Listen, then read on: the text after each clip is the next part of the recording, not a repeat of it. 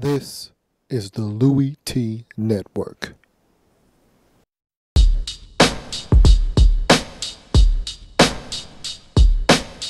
The Redskins Report. Welcome, all my fellow Redskin brethren and Seastrunk. I am your man and resident Redskins fan, Lou. Thank you for joining me here on the Redskins Report. Special edition. Exclusive. On the couch. That's right. I'm chilling, relaxing, maxing. It ain't too taxing. Booyaka! On the couch. That's right. 2014 NFL Draft Review. Here on the Redskins Report with your man Louie T on the couch. So, wow. 2014 draft has been completed.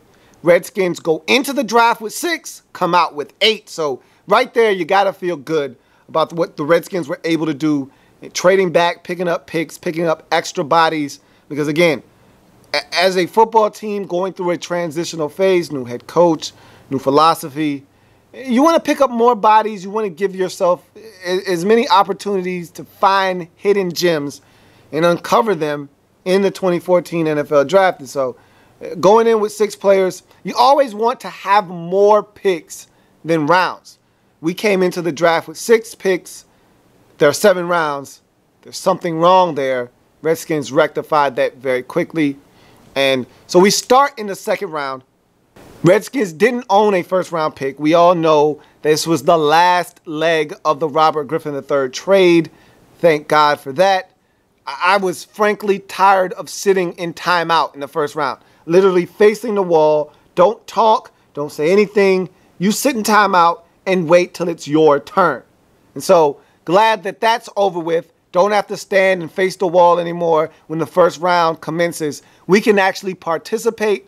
We can actually be a part of the first round next year. So that feels great. So now you start in the second round, pick number 47. Redskins actually came into the draft holding the 34th overall selection in the 2014 NFL Draft. But I actually thought about coming on to this very program and explaining to you that we were going to trade that pick. It was the smart thing to do. It was the right thing to do.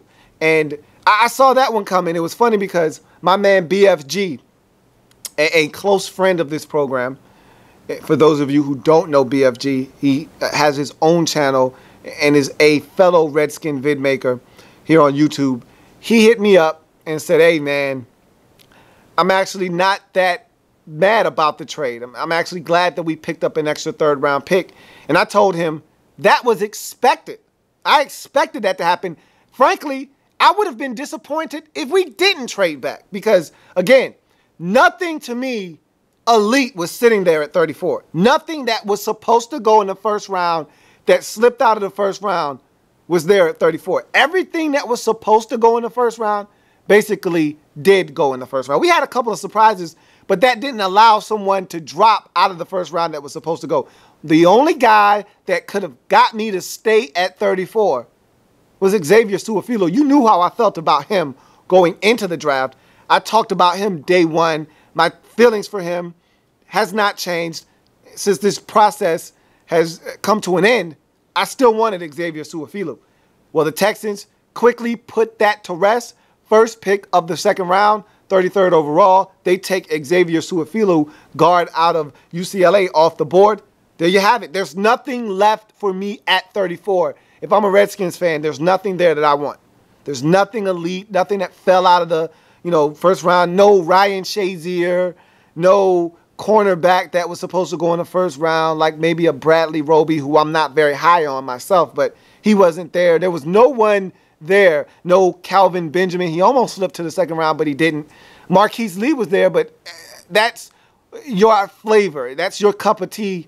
Fine. That's not mine. I'm not a Marquise Lee guy. So, again, nothing there at 34 to hold me to that pick. I felt like the best thing to do was trade back. And honestly, I thought the Redskins were going to trade with someone who was looking to move up to get in front of the Raiders to select Derek Carr. So I thought it was going to be a quarterback needy team. I thought it was going to be Tennessee, to be honest with you. But when it's all said and done, it happened to be the Dallas Cowboys. And the draft has a strange way of making bedfellows out of sworn enemies. The Dallas Cowboys are our worst enemies.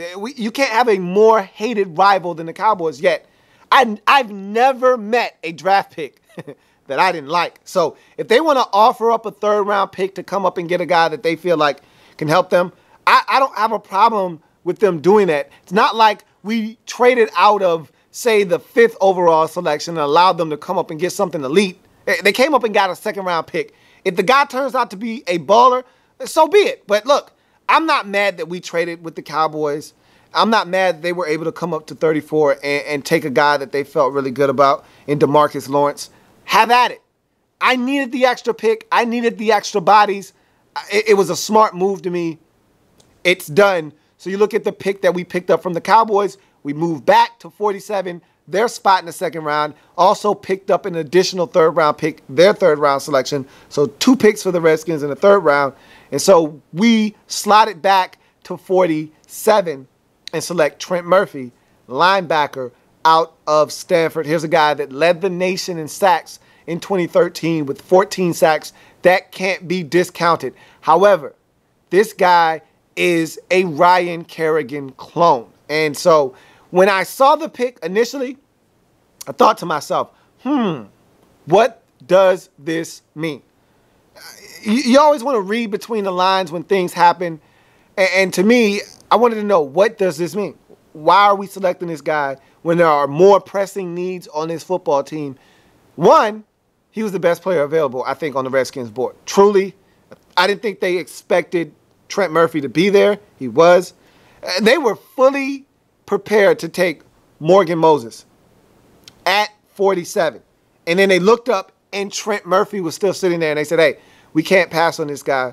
The more the merrier. And I'm all about getting to the quarterback. And so what does this mean in the short term? In the short term, it's another guy that you can put on the field in a package that can get to the quarterback. Long term, what does this mean?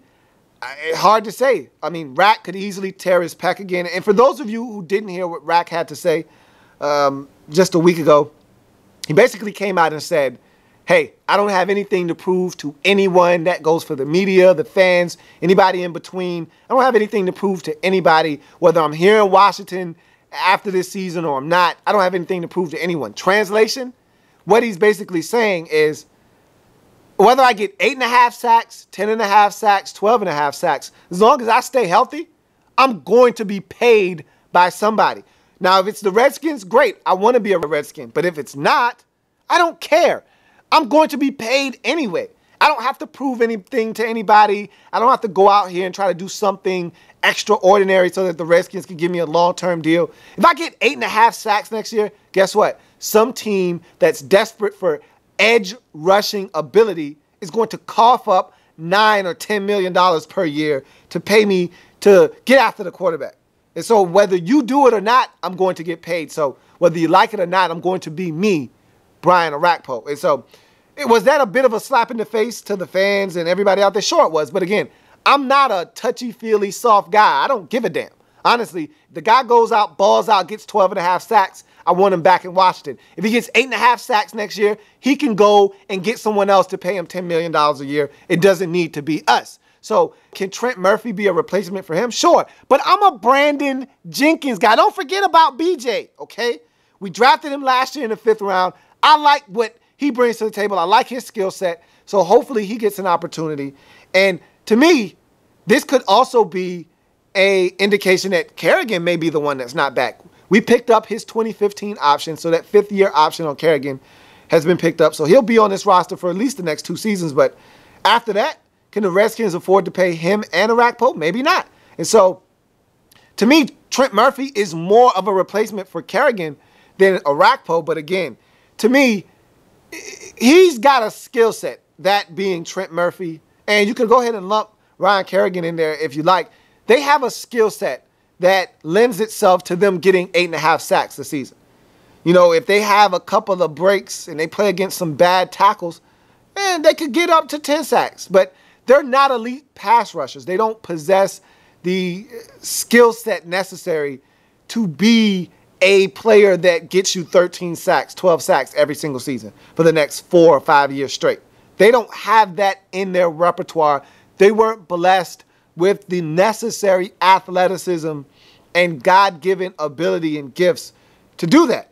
So they're try-hard guys. They're high-energy, high-effort guys. The motor is always running hot. You want that. You want that out of your players. However, there's not going to be a time where this guy is going to just take over a football game. You need it, they're going to go and get it for you. I don't think Ryan Kerrigan nor Trent Murphy possess those type of skills. And so they're solid guys, but they're not number one pass rushers. If you get what I'm saying, they're number two pass rushers. They're the guy that is opposite of the guy that's causing havoc. I'll give you an example. Look at St. Louis. Chris Long is excellent. He's a great pass rusher. But he's not a number one pass rusher. He's not the guy that's going to take over the game. He's the complement to the guy that's going to take over the game. That being Robert Quinn. Robert Quinn is an animal. He is the quintessential grade A pass rusher in this league. He is what you call a game wrecker. That's Robert Quinn. Okay? What Chris Long is to him is he's Robin. Every Batman needs a Robin. And so he's the guy that when you try to pay too much attention to Robert Quinn, he can jump up and bite you. He can be the guy that gets you for a sack and a half if you're paying too much attention to Robert Quinn. And so because you have to respect Chris Long, Robert Quinn gets the necessary one-on-one coverage, the one-on-one situations and matchups so that he can win on the edges and get to the quarterback. That's what Ryan Kerrigan and a guy like Trent Murphy can provide for us, a guy that is opposite of an elite edge rusher. But we don't know if we have one of those yet. So everything remains to be seen. All in all, I watched tape on all of these draft picks, including Trent Murphy, and to me, he's a Ryan Kerrigan clone. He's Ryan Kerrigan 2.0, a guy that can get to the quarterback. A lot of his sacks will come off of effort. They will come out off of coverage sacks. They will come because he does not give up on a play. They will come because he comes from the backside, the weak side pursuit. He will get sacks because he will not give up on a play. But to just say that he'll line up and beat a guy 5 out of 10 times and get to the quarterback is something that I will not be able to say and feel good about that. And so he's a solid pick at 47. And the way I look at it, the more the merrier. I want to put Trent Murphy. I want to put Brandon Jenkins. I want to put Brian Orakpo. I want to put Ryan Kerrigan. I want to put all these guys on the field in one package on 3rd and 8 and go hunting. I want these guys to go hunt after the quarterback and put pressure on opposing offenses to try to block all of these guys that can get to the quarterback at once. And so it's Jim Haslett's job to devise a scheme where these guys can get on the field at once. Trent Murphy isn't going to start. We're not asking him to do that. He's going to play special teams. He's going to do that well for us. He's going to be a situational pass rusher. He's going to be a guy that we can count on for depth, and he's going to be a guy that in a pinch you can put in the game and feel comfortable that he's going to give you 110%, and he's going to be smart in whatever you ask him to do. And so I feel good about Trent Murphy at 47. He's a solid pick. Is he a game changer? No, he's not. But again, he can get to the quarterback. That is something that you can never have enough of in the National Football League. So you move on to the first of our 2 third-round selections. Keep in mind, we traded with the Cowboys, picked up an extra third-round selection. So the first of those third-round selections is the one owned by the Redskins at 66, this being offensive tackle Morgan Moses out of Virginia. The Redskins were ready, set, and willing to pull the trigger on him in the second round till Trent Murphy fell to them, and they had to pull the trigger on him. So they got lucky. They felt fortunate that Moses was still there in the third round. I'm not going to lie to you. At first blush, first glance, I wasn't high on this guy. I didn't think he had the necessary skill set to be an elite tackle in this league. But again, I had to take a step back and assess the situation. I'm not asking him to be an elite left tackle. I'm asking for him to be a right tackle. That's what we drafted him to be. We have a left tackle. We feel good about our left tackle. He's coming in, and I'm asking him to man up the right tackle position, and I feel like he can do that more than adequately. He's going to push Tyler Columbus for that position, and I fully expect him to win it. And here's what I saw on tape from Morgan Moses. Here's a guy that is extremely long. He's a huge man at 6'6", about 320 some odd pounds. Here's a guy with long arms, and that's the thing that stuck out for me, because athletically, he does not move his feet very well. He's not a guy that is going to move quickly laterally, but what saves him in the long run is his arms. And this is something that I'm learning as a close observer of the National Football League, that length wins a lot of times. And it's like, your length can save you in a lot of situations. If you're an offensive tackle, you might not be the fastest offensive tackle. You might not get off the ball the fastest. You might not have the fleetest of feet.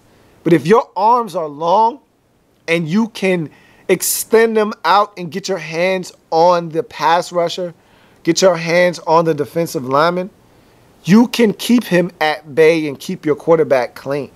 You can recover when you're beaten sometimes if you have long arms. Same thing with cornerbacks. If you have long arms and you're beaten and the ball is slightly underthrown, or you're just a step away and you're able to extend those go-go gadget arms and swat the ball away. Richard Sherman is a perfect example of a guy who sometimes is beaten in coverage, but because he's such a long corner, he sticks his arm out there, knocks the football away. Nnamdi Asomugha used to do that for a living. That's why he got that big contract in Philadelphia, because he had the ability to jam you at the line of scrimmage.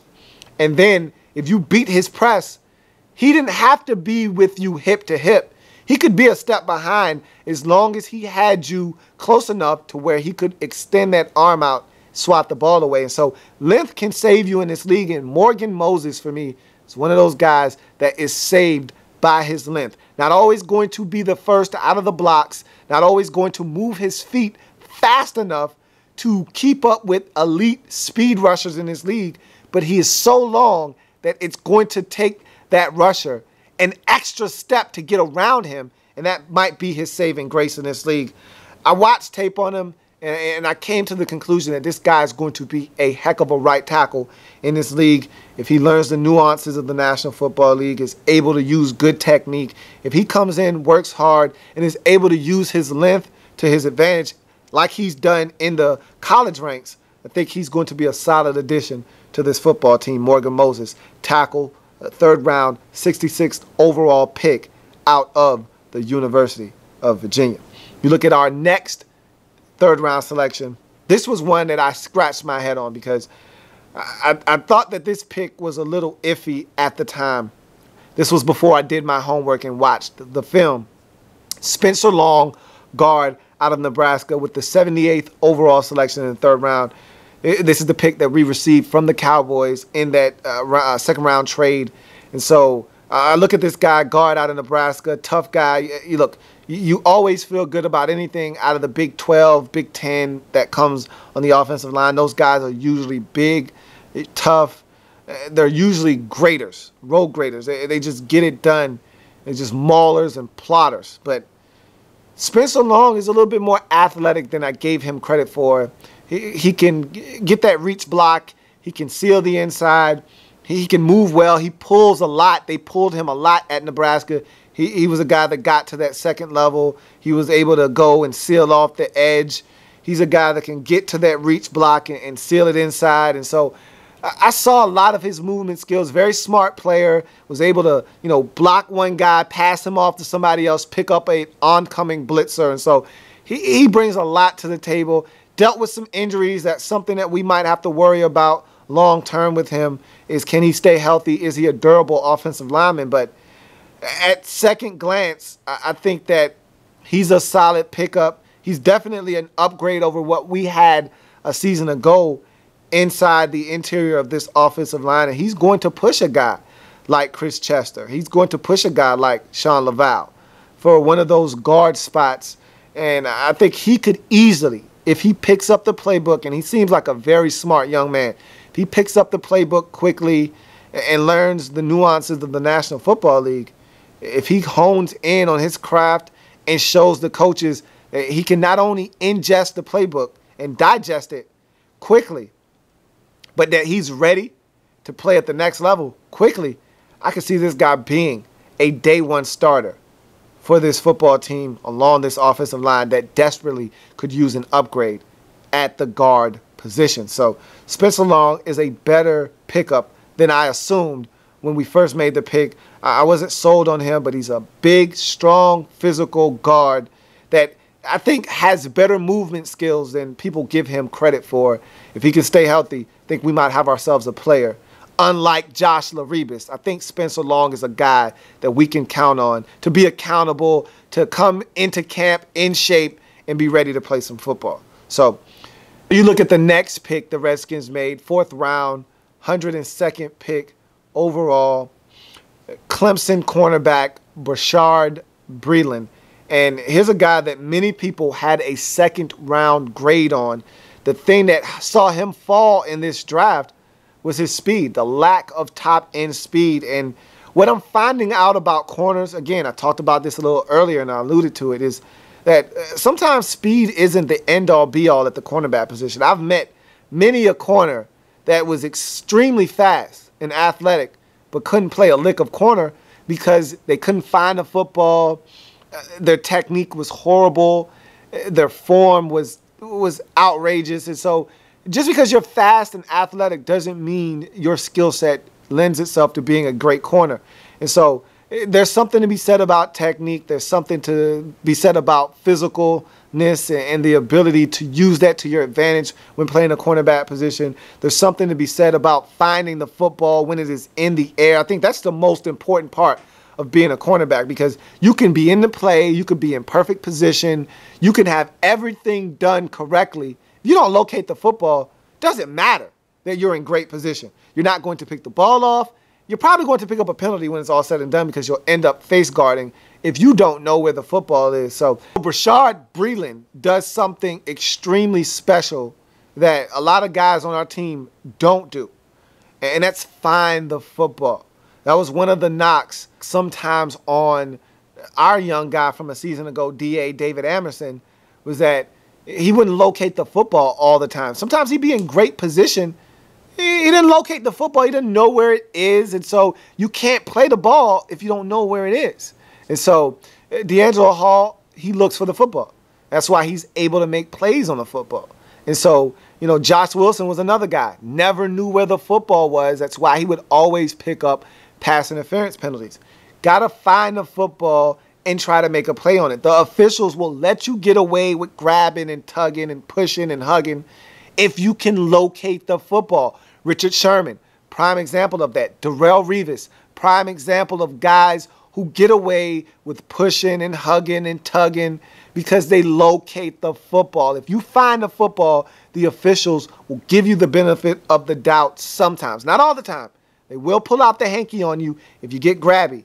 But if you find the football, they will let you slide with physical play sometimes. And Bashaud Breeland is a guy that is very physical. I think he's better in press than he is in off coverage. Sometimes he can get a little nosy in off coverage. His eyes can kind of lead him astray, and he can be a little nosy. Eye discipline can get him in trouble. He can get beat off, over the top. And again, he does not have top-end speed, so he has to use anticipation.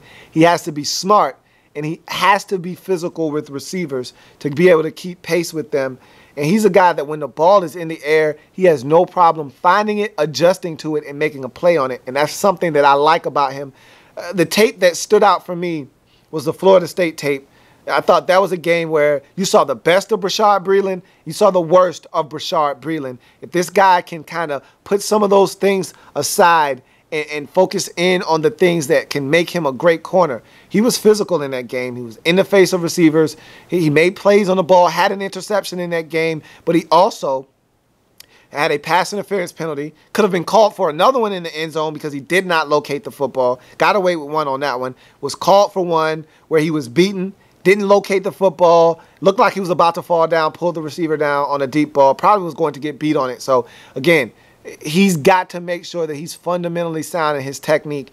And he has to do his work early at the line of scrimmage. I think he's better in press coverage than he is in off-man coverage. He's a guy that can probably play some zone coverage. He's definitely a guy that's going to help us on special teams. He was a gunner at Clemson, did a wonderful job at Clemson being a gunner. So we can use all the help, as you all know, as Redskins fans, we can use all the help we can get on special teams. He's going to come in and help us in that capacity. I really like this pick because he can play the slot. He can play out wide. He blitzed a heck of a lot at Clemson. They used him a lot in the slot to blitz. And so that's another dimension that he adds to the table, a guy that can come off the corner and blitz and get to the quarterback and hit home. So he not only can play the slot, not only can he play out wide, but he can blitz and play special teams. I think we got great value in a guy that could have easily came off the board in the second round. We get him in the fourth round, Bashaud Breeland, cornerback out of Clemson. You look at another guy that we were able to acquire. This one, for me, I wasn't on board when we made the pick. I'm still not that enamored with this pick. Of all the picks, this is the one that I am probably the most shaky on outside of our last pick in the draft. And I'll talk about that when I get there. But of all the picks that I should care about, this is the one that kind of makes me a little bit upset. I'm not going to sugarcoat it. This one, I'm not happy with this one, okay? Wide receiver Ryan Grant out of Tulane. I'm not mad because the guy isn't a good football player. I went back, watched some tape of him, like what I saw. Great hands, can catch the ball away from his body. He had one catch in the bowl game that he had where he went up, high-pointed the football in double coverage, came down with it. That's something that we lack currently on this football team, the ability for someone to go climb the ladder and go come down with the football in a jump ball situation. But I mean, the guy's not, he doesn't possess an elite trait. And that's the thing that really frustrates me is that we already have guys on our team that don't possess elite traits. And he's not overly tall. He's a 6-foot receiver. He's not big, doesn't have a big body, doesn't have a huge catch radius. Everything's average there. His vertical is solid, not great. He was solid. I mean, he had high production at Tulane, but to me, he looks like Andre Roberts. Well, guess what? Andre Roberts is on our football team. So, again, I really don't know what the gist of this pick is. Again, you can never have too many guys that can make plays on the football, but I wanted a big, long-framed receiver. Guess what? 2 picks later, Devin Street came off the board. That's the guy that I wanted out of Pitt. And so that's frustrating to me. A guy at 6'3" that can climb the ladder, go after the football, and Devin Street is sitting there. And we select a guy that's 6 foot out of Tulane with a little bit more production. But again, he's nothing special. He doesn't stand out of a crowd. We have guys on our roster right now that can do everything that Ryan Grant does. And so that, to me, is the definition of insanity. Drafting players that you already have on your football team, guys that you don't feel like are going to make that big of a difference. Now, obviously, our coaching staff feels like he's going to make a difference. He's going to have a shot to make this team because we are extremely deep at receiver.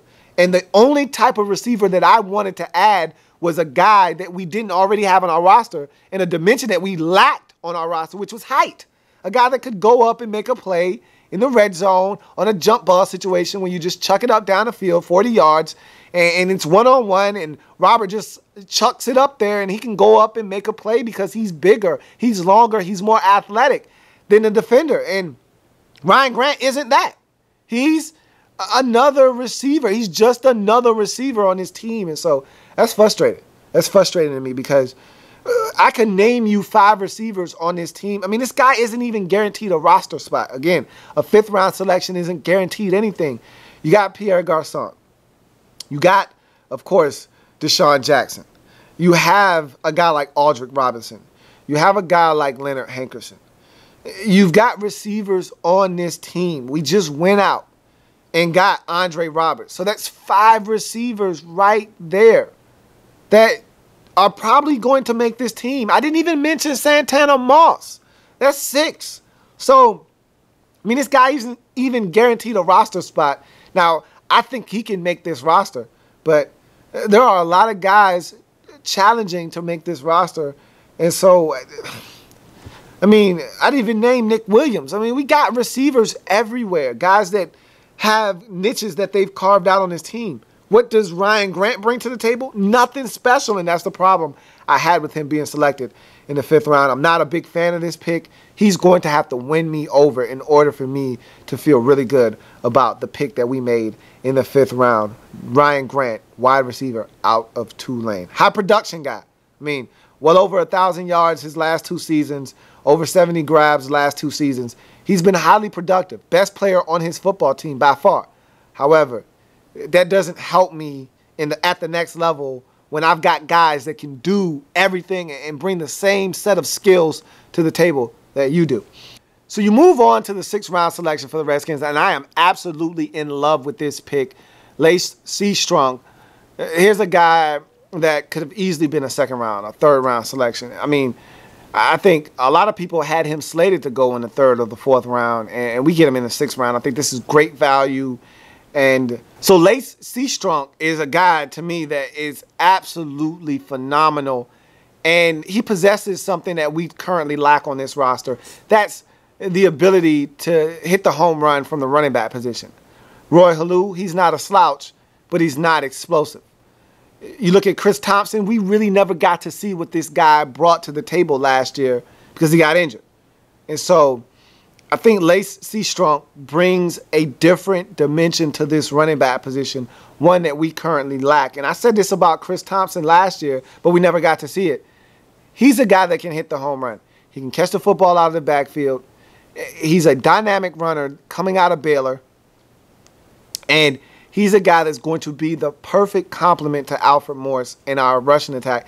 Think Giovanni Bernard. Last year, our head coach, Jay Gruden, came from Cincinnati. They drafted Giovanni Bernard out of North Carolina and made him the change of pace to the law firm Ben Jarvis Green Ellis in Cincinnati.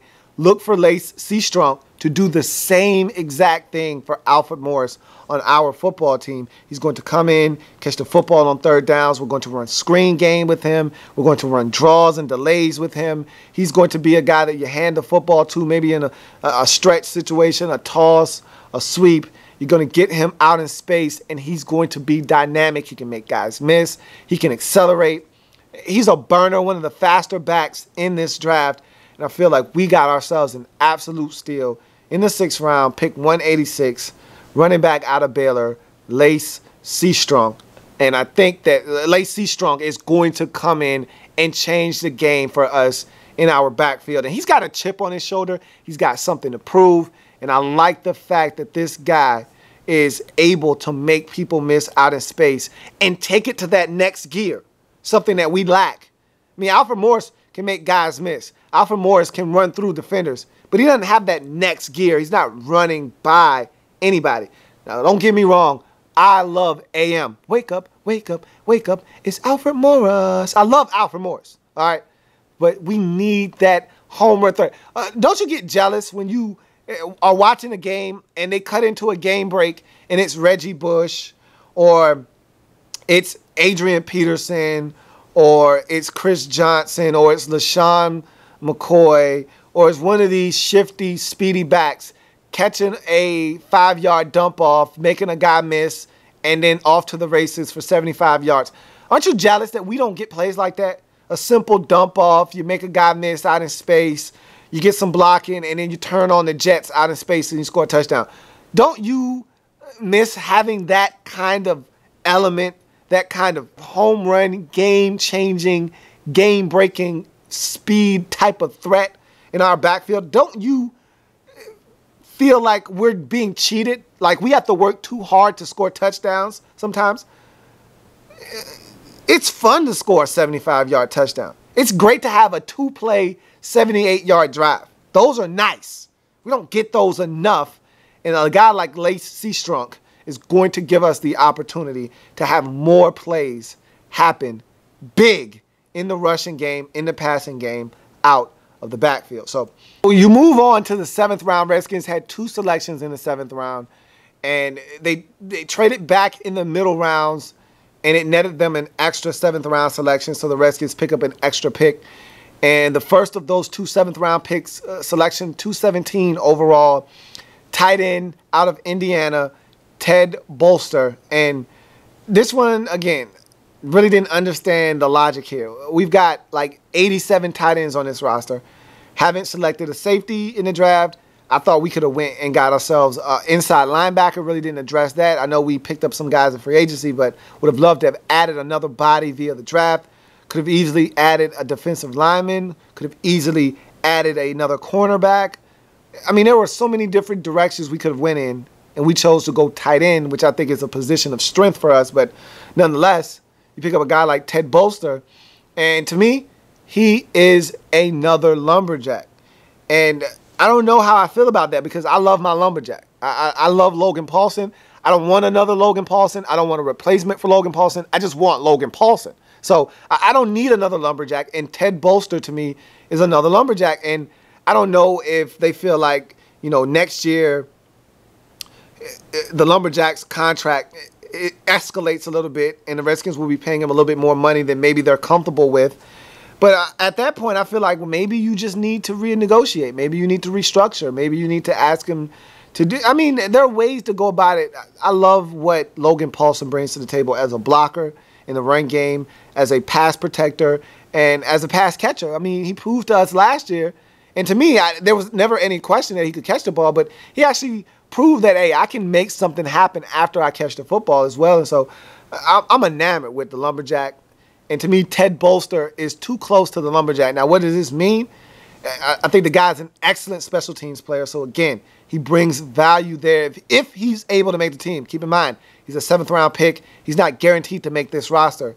The only one of these late-round selections that I think is a lock to make this team is Lache Seastrunk. Unless he comes in and absolutely bombs, and the other guys around him, Roy Halou Jr., and Chris Thompson and all the other guys that we have on the roster, unless they come in and light it up and he absolutely bombs or he gets injured and he can't stay healthy and he's not able to prove himself on the field, I fully expect Lache Seastrunk to make this roster. So Ted Bolser to me is a guy that's going to be on the fringe of making this roster. And he's going to have to beat out a guy like Niles Paul or Logan Paulson, and I just don't see it happening, especially for what Niles Paul brings to the table. Niles Paul is going to have to step his game up at the tight end position, or he's going to have to double as an H-back. He's going to have to show his worth offensively, not just on special teams if he wants to stick around, because I think this coaching staff might come in and say, hey, we've got guys now that can play special teams. You're an asset to us, but you also need to prove to us that you're not just a special teamer. You can play offense too, because in the passing game, Niles Paul has been non-existent.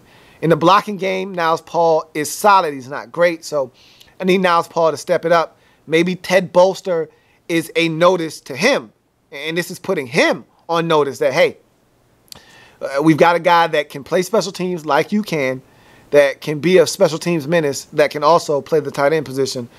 I like my Niles Paul. I would like to stick with Niles Paul because he's more athletic. He's a guy that you can move around like a chess piece offensively. He can play tight end. You can stick him in the backfield as an H-back. You can split him out as a receiver. That was one of his positions when we drafted him. And so I feel like he's more versatile, and he's an ace on special teams. So I think Niles Paul is a guy you want around. So, again, that Ted Bolser pick, while I see where you're going with that, I felt like there were guys still on the board that we could have taken that might have made more sense in the grand scheme of things, that, could have helped us in the long run. You look at our last selection in the draft, pick 228. This one I was not a fan of. This one I didn't get. This was a waste of a draft pick to me. Zach Hocker out of Arkansas. Here's a guy, he didn't win any awards in college. He wasn't a very prolific kicker. I believe he missed about 4 kicks last season or something of that nature, 2 or 3, somewhere in that window. I mean, sure, he might have a bigger leg than Kai Forbath, but as you know, and I know that you know that I know, and I know that you know that I know that you know that I know that you know, that Kai is not just my guy, he's our guy, Kai Forbath. And so, while I don't mind you bringing in guys to push him, You don't need to waste a draft pick to do so. Okay, again, other players are on the board at this time. Are you that afraid that someone's going to pick this guy at the end of the draft? He will be a free agent. Hey, why don't you let this guy become a free agent and you go out and sign him if you want him that bad? But look, it is what it is. It's a 7th round selection. This could have been a defensive tackle. This could have been a linebacker, a corner, a safety. It doesn't matter. He's a 7th round pick either way. Chances are this guy making our roster slim to none anyhow. So, I mean, it just perturbed me that it was a place kicker. Again, when you already have one. Now, if this was a punter, maybe I feel a little different. Remember, we got rid of Sav Rocker, and for good reason. We need a punter.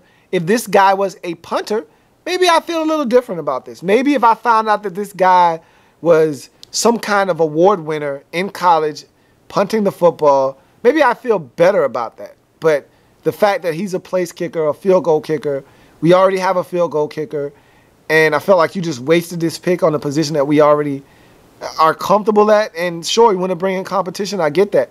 Spend a free agent undrafted signee on that.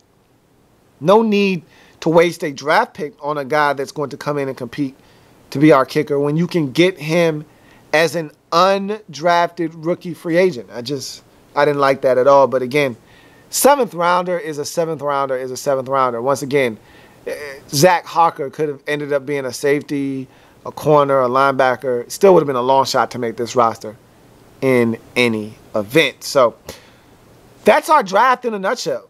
I mean, kind of quickly to recap and kind of put a bow on this thing, I really feel like we got ourselves great value in the 2nd round and getting a guy like Trent Murphy. 3rd round pick Morgan Moses, I think, is a guy that could easily be a viable starter for us at right tackle in 2014. Ditto for Spencer Long, our 2nd of our 2 3rd-round selections. You move on to the 4th round. Bashaud Breeland is a guy that I expect to contribute right away. In the cornerback position, to me, outside of quarterback, is the hardest position to transition from college to the pros. And so I think that Breeland is so talented that not only can he help us, but I feel like he can help us in a huge capacity right away in 2014 in the slot out wide, as well as a blitz and cornerback that's going to help us on special teams too. Feel really good about Bashaud Breeland, our 4th round selection. Wasn't that enamored with the 5th round pick of Ryan Grant, receiver out of Tulane. Just feel like he's another receiver on this team. Doesn't really stand out, doesn't have any elite traits. You move on to the 6th round. I am absolutely in love with this pick, maybe more so than all the rest of them. Lache Seastrunk, running back out of Baylor, that has speed to burn and the ability to make guys miss out in space, can catch the football, can do all of the things that you want a change of pace 3rd down back to do. And I think he's going to come in and possibly take some touches away from Alfred Morris in this offense. Think Giovanni Bernard when you think Lache Seastrunk and what he's going to bring to this offense. And then you look at our 2 7th-round selections, tight end Ted Bolser out of Indiana. Really not a huge fan of this pick. Again, I feel like we've got tight ends. I feel like we're solid at tight end, but he's going to come in and compete at the tight end position. And last but not least, kicker Zach Hocker out of Arkansas. To me, a wasted pick altogether. We could have spent this pick on defensive line, on linebacker, on corner, on safety, on anything but a kicker. Even punter, I would have been satisfied with. We spend it on a place kicker, Zach Hocker out of Arkansas. I'm just not a fan of the pick. Don't understand it, and I don't want to understand picking a place kicker at the end of the draft in a situation where we already have a kicker and he's going to come in and compete. So that's going to do it for me. I am a Redskins fan etched in burgundy and gold. My Redskins spirit will never die. My Redskins spirit will never fold until we meet again. Hail to our beloved Redskins. Think our draft was extremely solid. I feel good about it. We'll see what comes of it. That's been my breakdown of the 2014 NFL Draft of our Washington Redskins. This has been a Redskins Report exclusive from the couch. See you next time.